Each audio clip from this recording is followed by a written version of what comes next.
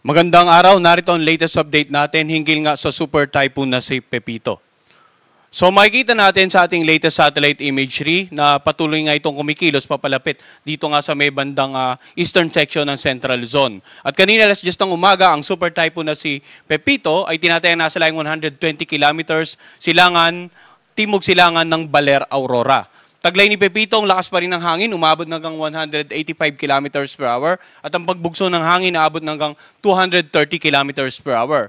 Ito ay kumikilos sa direksyong northwest naman sa bilis na 20 kilometers per hour. So makikita nga natin dito sa radar image ng ating Baler Station na patuloy nga kumikilos papalapit dito sa lalawigan ng Aurora, ang sentro o ang mata ng bagyong si Pepito. At bukod pa dyan, yung malawak na kaulapan na posibleng magdala ng ulan ay makaka-apekto pa nga previously sa ilang bahagi ng Eastern Visayas at Bicol region.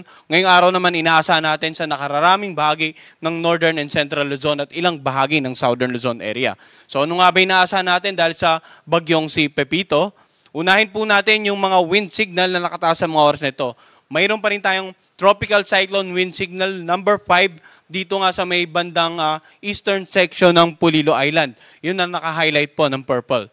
Samantala, Tropical Cyclone Wind Signal number 4 naman sa naka-highlight ng red sa lalawigan ng Aurora, Quirino, Nueva Vizcaya, dito sa may bandang southern portion ng Ifugao, southern portion ng Benguet, southern portion ng La Union, eastern portion ng Pangasinan, dito sa eastern portion ng Nueva Ecija, dito sa northern portion ng Quezon, kasama nga yung natitirang bahagi ng Pulilo Island at sa may bandang Calaguas Island.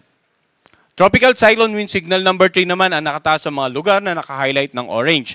Ito nga yung southern portion ng Isabela, ang natitirang bahagi ng Ifugao, dito rin sa Mountain Province, southern portion ng Abra, sa Ilocos Sur, sa natitirang bahagi ng Benguet, natitirang bahagi ng La Union, natitirang bahagi ng Pangasinan, dito sa northern portion ng Zambales area. Wind signal number 3 rin po ang nakataas dito sa lalawigan ng Tarlac, natitirang bahagi ng Nueva Ecija, northern portion ng Pampanga, sa northern portion ng Bulacan, northern portion ng Rizal, eastern portion ng Laguna. Wind signal number 3 rin sa central at eastern portion ng Quezon at sa western portion ng Camarines Norte. Samantala, wind signal number 2 sa naka-highlight po ng yellow, ito nga'y natitirang bahagi ng Isabela, southwestern portion ng mainland Cagayan, sa Kalinga, southern portion ng Apayao, sa natitirang bahagi ng Abra, ganun din sa may bandang Ilocos Norte, natitirang bahagi ng Zambales, sa buong Bataan, natitirang bahagi ng Pampanga, natitirang bahagi ng Bulacan, dito sa Metro Manila, wind signal number 2 rin. Samantala, sa natitirang bahagi rin ng Rizal, Cavite, sa natitirang bahagi ng Laguna, sa natitirang bahagi ng Quezon, natitirang bahagi ng Camarines Norte, sa buong Camarines Sur at sa western portion ng Catanduanes, mayroon din po tayong wind signal number 2. Ang naka-highlight naman ng light blue, yan naman po yung mga lugar na may wind signal number 1. So dito sa natitirang bahagi ng mainland Cagayan, natitirang bahagi ng Apayao, sa lalawigan ng Batangas, sa northern portion ng Occidental Mindoro kasama nga ang Lubang Island, northern portion ng Oriental Mindoro, sa northern portion ng Romblon, sa lalawigan ng Marinduque, sa northern portion ng Masbate kasama ang Burias at Ticao Island, sa Albay, sa Sorsogon, at sa natitirang bahagi ng Catanduanes. So ano nga ba inaasahan natin na lakas ng hangin? Doon sa mga lugar na may wind signals number 5, 4, 3, 2, yung malalakas na hangin, pwedeng makasira ng mga bahay na gawa sa light materials, sa mga lumang kahoy, pwede rin makapagpatumba ng mga poste ng kuryente, ng mga billboards na hindi pa nakatiklop yung pinakang actual na tarp, pwede rin makapagpatumba ng nakararaming uri ng pananim. So basically, ang wind signal po ay patungkol sa lakas ng hangin na pwede nyong maranasan sa inyong lugar. At habang papalapit yung bagyo, umiikli na yung lead time natin. Sa mga lugar na may wind signals number 5 and 4, less than 12 hours na lamang ang palugit natin.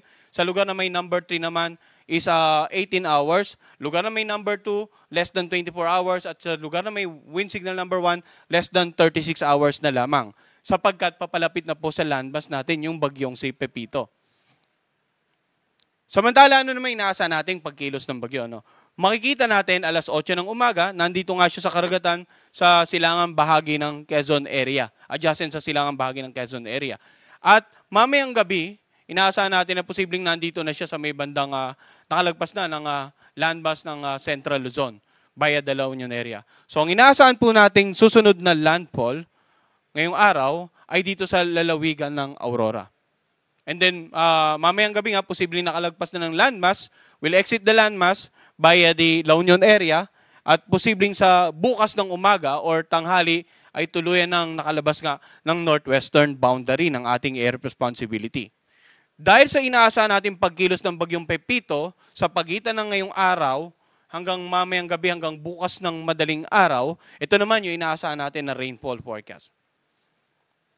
So makikita natin dito na ito yung ngayong umagang tinatayang lokasyon. Mamayang gabi, lagpas na ito ng bandang La Union area, landmass ng ating bansa. At bukas ng umaga, dito sa karagatan sa silangang bahagi ng Ilocos provinces.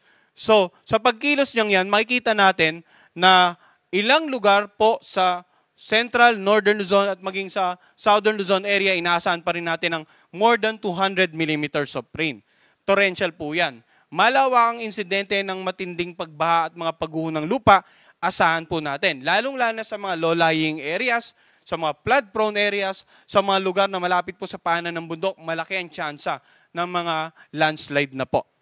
So makikita natin, yung naka-highlight ng intense torrential rains, yan po yung lalawigan ng Ilocos Sur, Benguet, Pangasinan, Nueva Vizcaya, Quirino, lalawigan ng Aurora at ng Quezon. Samantala, heavy to intense naman dito sa areas na naka-highlight ng orange. Ito ang Isabela, itong Mountain Province, Kalinga, Abra. At dito rin sa may bandang Nueva Ecija, ilang bahagi ng Bulacan at sa Rizal at sa Camarines Norte. Samantala, yung areas na naka-highlight ng dilaw, moderate to heavy rains naman po yan. Camarines Sur, Catanduanes, Laguna, Bataan, Pampanga, Zambales, Tarlac. Yan po, inaasahan natin na magkakaroon ng moderate to heavy. Ngayon, ano nga ba yung gusto nating ibigay na mensahe patungkol naman sa mga pag-ulan? Nitong mga nagdaang linggo, may mga bagyo nakapekto sa ilang bahagi ng Northern, Central, and Southern Luzon. Maaaring kahit moderate to heavy pa lamang ay magdulot na po ng mga pagbaha sa inyong lugar. Kaya hopefully sa mga oras na itong pinapanood itong live forecast natin ay secured na po kayo, nasa designated evacuation centers or nasa mas higher grounds na po sila. Lalong-lalo yung mga kababayan natin dito nga sa mga low-lying areas at malapit sa gilid ng bundok at sa mga coastal areas para makaiwas muna tayo sa mga peligro ng mga pagbaha na dulot ng ulan na dala ng bagyong si Pepito. Samantala, yung malakas na hangin at lalo na yung paparating na bagyong si Pepito ay pwede namang magdulot ng storm surge. Dito nga sa lalawigan ng Aurora, Camarines Norte, Pangasinan at Quezon ng more than 3 meters. Yung naka-highlight ng red po yan po yung mga lugar or coastal areas na pwedeng makaranas ng storm surge na around more than 3 meters. Binanggit po natin. Samantala, yung mga coastal areas na naka-highlight ng orange, mula 2.1 hanggang 3 meters yung posibleng taas ng storm surges. Dito nga sa Albay, Bataan, Batangas, Camarines Sur, Catanduanes, Cavite, Ilocos Sur, Isabela, La Union, Marinduque. Sa NCR, 1st and 4th District, Pangasinan, Quezon, Sorsogon at Zambales. So bakit napakarami yung mga lugar na may potential na storm surge? No? Dahil pinakita natin nga kanina, simula ngayong araw hanggang mamayang gabi, nandito pa lang yung tinatayang sentro ng bagyong si Pepito. Hanggang bukas ng umaga, nandito na po. Kaya maraming lugar ang inaasahan po nating makakaranas ng storm surge or yung daluyong, paghampas ng malalaking alon sa mga coastal areas. 1 hanggang 2 meters naman sa may bandang ilang bahagi ng Bataan, Bulacan, Ilocos Norte, NCR 3rd District, Pampanga at ilang bahagi po ng Sorsogon area. So kapag may mga ganyan tayong projected na taas ng mga storm surges, ito naman yung mga potential na lugar or mag-inundate or yung magkakaroon ng pagbaha base sa projected na storm surge height sa inyong lugar. So punta po tayo dito sa may bandang area ng Aurora. This is for guidance only, no? Maaaring yung maging actual ay magkaroon pa ng pagbabago. So makikita natin dito nga sa eastern coast ng Aurora, malaki ang tsansa ng mga storm surges base sa pinalabas ng Pag-asa at sa projection natin yung inundation o kung gaano kalayo mula sa coastal area papunta sa inner part ng coastal areas yung posibleng abutin ng mga storm surges. Ngayon, yung mga karagatan naman, usually or generally sa mga lugar na may mga warning signals po, inaasahan din nating magiging maalon hanggang sa napakaalon. Isa rin po yan sa epekto ng paparating na bagyo. No? So ang gale warning natin, tinatayang mula 3.4 hanggang 14 meters ang magiging taas ng pag-alon offshore, sa laot. So, may gale warning po tayo sa mga karagatan sa paligid nga ng Catanduanes, Camarines Sur, Camarines Norte, Quezon, kasama ang Polillo Island, Isabela, sa eastern coast ng Cagayan. Dito naman sa kanlurang bahagi, Ilocos Norte, Ilocos Sur, La Union, Pangasinan, Zambales, Bataan, Metro Manila, Cavite at Batangas. Hanggat maaari, huwag na pumalaot yung anumang uri ng sakyang pandagat sa mga karagatan generally ng Northern Central at ilang bahagi nga ng Southern Luzon area. Palagpasin po muna natin bagyo tayo mag-resume ng ating mga maritime activities dito nga sa mga dagat sa paligid ng Luzon area. At ang ating 3-hourly update sa bagyong si Pepito, ang susunod na mga ipapalabas mamayang alas 2 ng hapon. So 3-hourly po ang tropical cyclone bulletin natin. Samantala, ang ating live report or press briefing every 6 hours naman po. So nagkaroon tayo ngayon, mamayang 5:30 ng hapon, may panibago tayong live report. Samantala, yung mga lugar na tinatayan nating tatamaan direkta ng mata ng bagyong si Pepito, hindi lamang po yun yung maganda. No? Ulitin natin, lahat ng lugar na may warning signal, mapa direct path of the eye of Super Typhoon Pepito man kayo, or nasa lower warning wind signals kayo, basta po may wind signal at may paparating na bagyo, dapat laging handa po tayong lahat. Yan po muna latest mula dito sa Pag-asa Weather Forecasting Center at magandang araw po sa kanilang lahat.